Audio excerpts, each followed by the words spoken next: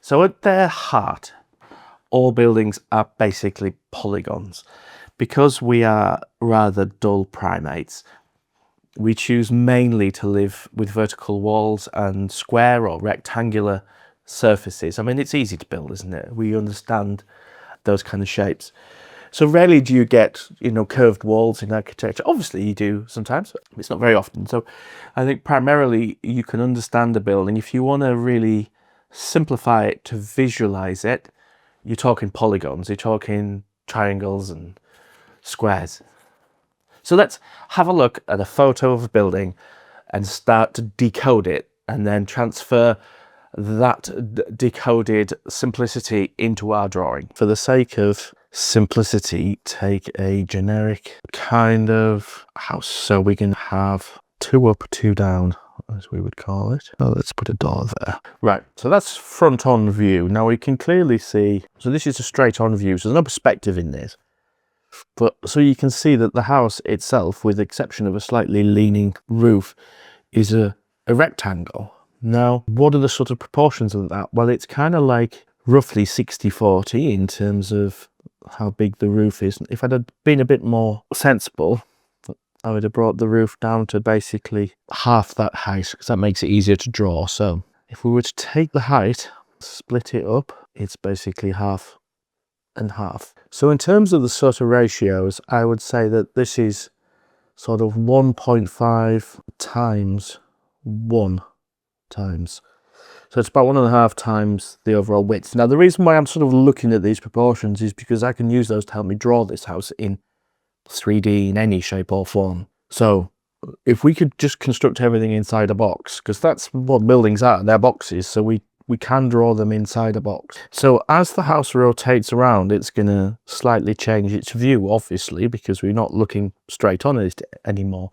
But we can still use those proportions to sort of gauge roughly how that box would look, because we just imagine it as a box. So let's just draw a box, and we want it to be roughly 1.5 times taller than it is wide. So I'm going to guesstimate that, because you could measure it, but I don't want to do that. We'll put a tiny bit of perspective in it. So that's kind of roughly where that house would fit if you were to draw it on that surface there. So we know that it's roughly half and half. So let's take a halfway point. That's where the roof starts. It's going to start there. Now the other thing we know is that this top section of the roof is a triangle, plus it's trapezoidal? Anyway. So we have what is basically a trapezoid, or a triangle, on top of a rectangle. Now if we wanted to find the halfway point, what we can do is we can draw a line from that corner, and then that corner, and then follow that vertically up, and that's going to give you your halfway point. So we know our roof is going to be there. And then that line is going to be parallel with that line. We won't bother with the chimney, we'll leave that off for now. And that's going to go roughly in parallel with that top line there. So we could just basically ghost in those other bits, and then we have our house. So think of houses as polygons, think of them as just shapes. So let's put that into practice with this reference drawing here.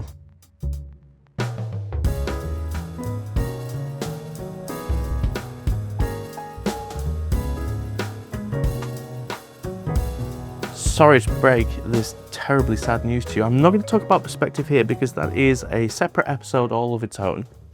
And buildings is a really important bit of that. So I'm not going to eat my own sandwiches here. We're going to leave that till later. But I will go on to another really important element of sketching and drawing buildings, and that's textures. And often the textures are made up of the building materials themselves. They can be brick, they can be big stone, they can be wood, they can be straw and sticks. Generally, it's quite nice to try and show the texture of the building, because I think that tells us a lot about where we are and the character of that particular house or barn or whatever. But it's worth pointing out that texture is actually also a feature of distance. So let's talk a little bit about texture and distance. If you were drawing houses that are a long way away, you might represent a line of houses a silhouette. There's some trees around it here. Let's put some trees behind it here as well. So this is, you're looking from a long way away and you're just drawing like some silhouette of houses. Now you don't have to draw all the details in of, you know, all the windows. You can if you want, if you think it helps tell the story. But obviously as you get closer and closer up to buildings, they're going to take on a more distinct form. So instead of being a silhouette, you might want to draw some more of their shapes, some more details of their chimneys. Let's just make this a sort of house with a separate garage. I mean, obviously it's just little thumbnail sketches, but as you get closer up, you might want to start drawing more window details. But again, you don't have to do a huge amount of perspective. But then as you get even closer in, let's just take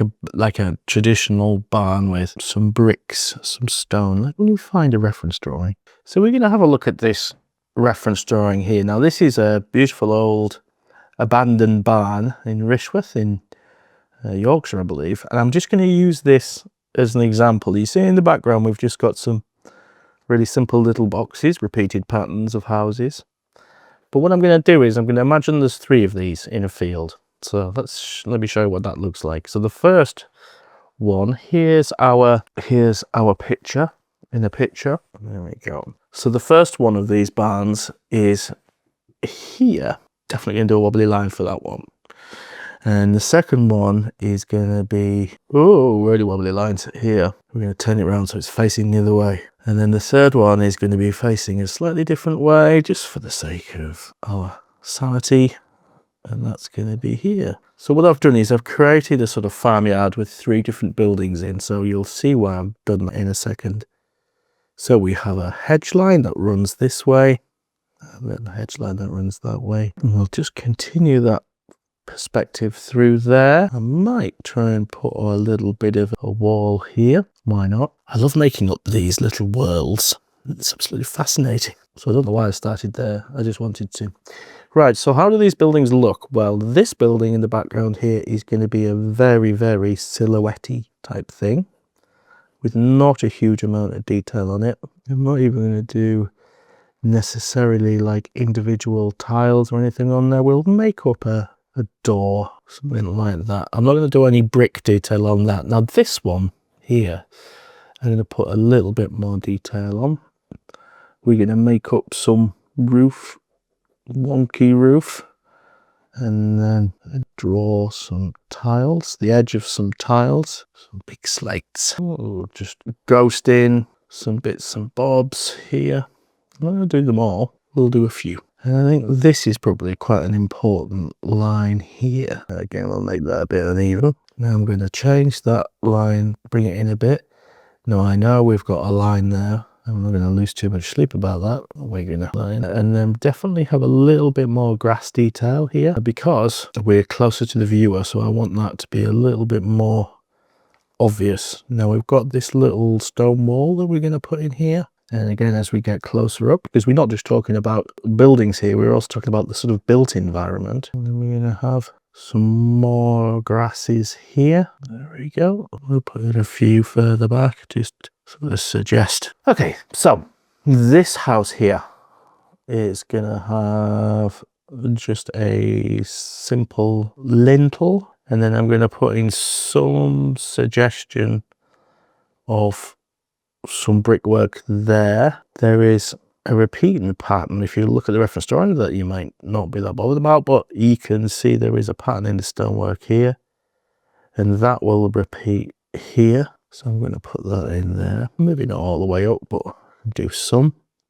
And then we have the same pattern here. Now I know I've changed the shape of these barns and I've messed around a little bit with perspective and location, but at the end of the day, you mustn't be afraid to do that, because you might see a barn and you think, oh, I really like that, but I don't like the fact that it's by something else. And then you think, well, I won't draw it because I like the building, but you know, if it was on a beach or something, just put it on a beach. Really, it's your drawing. Nobody's going to be bothered at all. Okay, so I'm going to draw just a few around that door. So there we go. We've got a hedge here now. So here we have no detail. Here we have a bit of detail, some detail. Now the important thing about the one in the foreground is we're going to have a lot of detail. So what I'm going to do is I'm really going to look at this stonework, and I'm going to think about where all the bricks are. And again, I'm not replicating anything here. This is kind of in my catalogue of brickwork, if you know what I mean. And I'm making it up.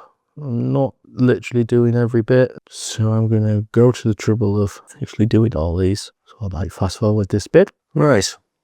So there again, we have this super simple scene. I'm going to just put some trees in the back out here, and I'm going to make them go a little bit smaller as we get down here. Some sense of movement. Okay, so hopefully I haven't ruined, so hopefully I think in recording that I might have chopped a bit off, which is always a danger when you're recording, that you chop bits off and you don't really notice because the camera's so much higher than I am. But anyway, even if that's happened, I apologize. But I'll explain what I've done. Is we've got an object in the distance here which doesn't have a lot of detail on, and as we get closer to the camera, we're going to start putting more and more, or the viewer I guess, more and more detail on there. So the wall here, we've got a lot more detail on here, same with the foliage, but not as much of it. And then this wall that's in the very, very foreground here is going to be very detailed.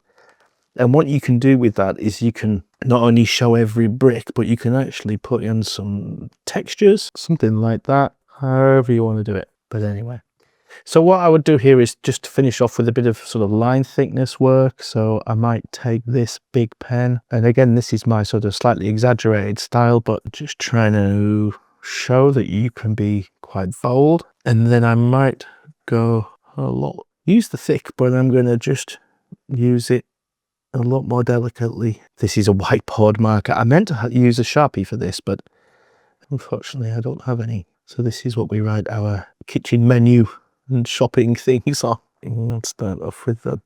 Now in here we've got some shadow, and I'm going to be quite bold because I quite like when I do these demos to really, for them to be punchy, because then I think they read quite well, particularly in things like thumbnails. There we go. And then back here we just have this. Okay. So when it comes to, you know, textures on buildings, you really don't have to show a lot. And obviously if you're close up, you can show a lot more. And then as you get further away, the texture becomes less important and it becomes more about the silhouette or the shape. Now, different textures are going to be shown in different ways. You know, sometimes it's quite difficult to do small textures like brick. It can be quite hard. And if you're doing a brick wall, you may only want to do a few bricks, or you could just use colour to show it. So the final thing I'd like to talk about really when it comes to buildings, and again, we're using our hypothetical house here, but it applies to all of them, is values of light and dark. Now, because buildings are big monoliths of things, they are not, you know, small things that sit in our hands, they're big objects. And they tend to have vertical sides, and they tend to have overhangs, whether it's the lee of the roof or whatever, because of weather protection. You do tend to get some big shadows on buildings, and the shadows can often be the element that really explains form. If you're drawing a silhouette, but you're not putting any values on to say, well, this is in shade and this is in not in shade, it can make it quite hard for the viewer to really understand what's going on. So I'm going to show you how I add shadows. So for that, it's a hypothetical house, you know, and I'm going to put the sun in different directions and show you how to add those shadows in. So we've looked at ratios and proportions, but I want to talk a little bit just about values, and we'll do some theoretical houses, some little... Okay, so here we go with some simple little houses. I'm not taking a lot of time over these. So what I sometimes do when it comes to drawing houses is I will invent a light source. So say, for example, there's no strong sunshine and the house looks a little bit uninteresting. Let's pretend the sun is coming from over here. There's a beautiful sun looking like a hairy spider. And then for this one, we'll pretend that it's coming from here. We'll make the sun look like a beautiful flower. Peace and love. And then in this one, we'll put the sun coming straight down. So you could say that this is in the morning, the afternoon, and sort of midday. If the sun's coming from over here, what you're going to have is you're going to have a shadow that comes down there. And also, depending if that was a big thick gable end, not on there, it's going to be here like that. Oh no, it's there, isn't it? It's all the way down that side. Oh, you're an idiot. There we go.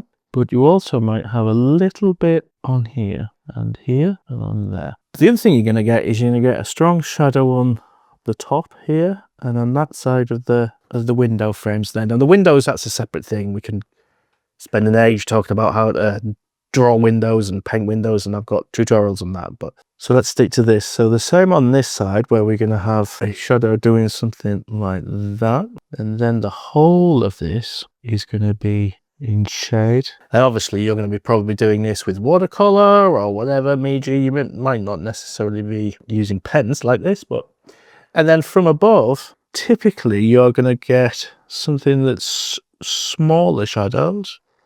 They're not going to be as long, and they're going to look a little bit more like this. And then obviously you're going to get some shadows under these windows like that. So what we're doing is we're just basically, and of course you would have corresponding shadows on the floor here, and that's something that you really need to think about, because again, you don't want the house to be floating in space. It really wants to have a sense of being connected to the ground. I wouldn't necessarily have those here, but so then obviously if you wanted to do some very dark values, you know, for the windows, those will go like that. Necessarily black unless it was an abandoned building or something, because I think it's just too hard.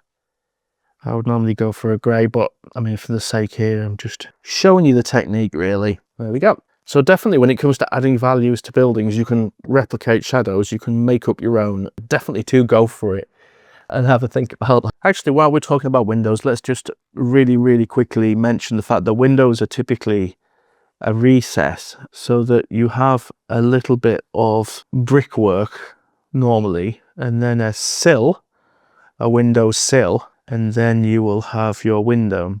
So typically if the house was slightly at an angle, so say for example you're looking at this window here, what you're going to see is a lot more of this surface here, and the center point of the window, let's say for example it was one of those frames where it's split up in the center and then there's a sash like that. The center point is actually going to be about there. You will see the bottom. You might not see, actually, well, I've made a mistake there. Let's make it 6 panes. There you go. So that's going to look like that. And you might even see some other details of like at the framing on the inside, something like that. And it all depends on the angle you're viewing that, but there is a video on YouTube and on my Patreon called How to Draw Windows, and I go into this in complete detail. I'll even show you a cross-section of how windows are constructed and the reason why when you look from the side like that, there's your eyeball, this will obscure all this. So what you only see if you're looking completely down the wall is that bit of the window there. So the other thing I want to briefly talk about is reflections in windows. So sometimes when you draw windows, if the house is dark, you might get just, there might be like grey or black. But other times, okay, so here's two very simple windows that are sort of slightly at an angle, very much like this one here or that one there. Now, sometimes in windows you will get just black. Sometimes you will get just sky reflected, so there might be just blue.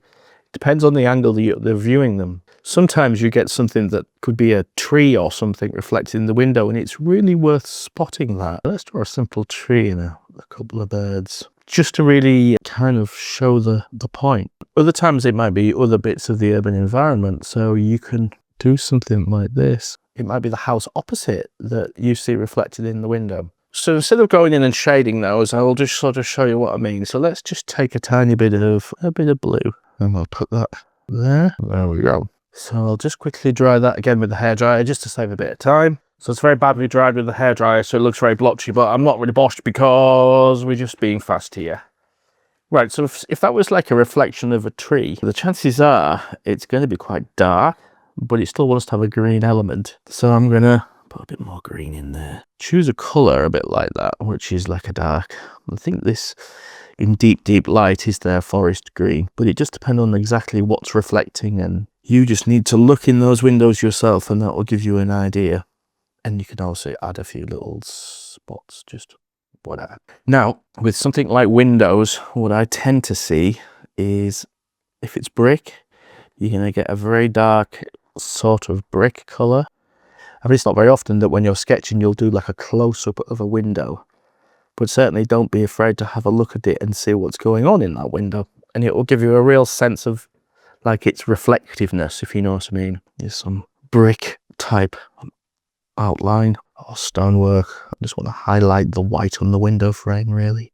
It's just cartridge paper, so it's not, doesn't take watercolor the best this, but that should give you a sort of idea of what I'm saying. So do look into windows and see what you get reflected in them. Sometimes you get no reflection, you just get the curtains or whatever's in the room, but other times you do get a real strong reflection of whatever's opposite, or you know, they're basically mirrors. Really, whatever it is you're sketching, whether it's foliage or buildings or bricks or waves or a lot of things, the same rules apply, you know. There's going to be more texture and contrast closer up than there is further away. The majority of the detail wants to be in the foreground, not in the background, whereas everything becomes soft and hazy. But you can tell a story. You can do your own composition. You can choose where to put little pops of colour, where to draw the eye to.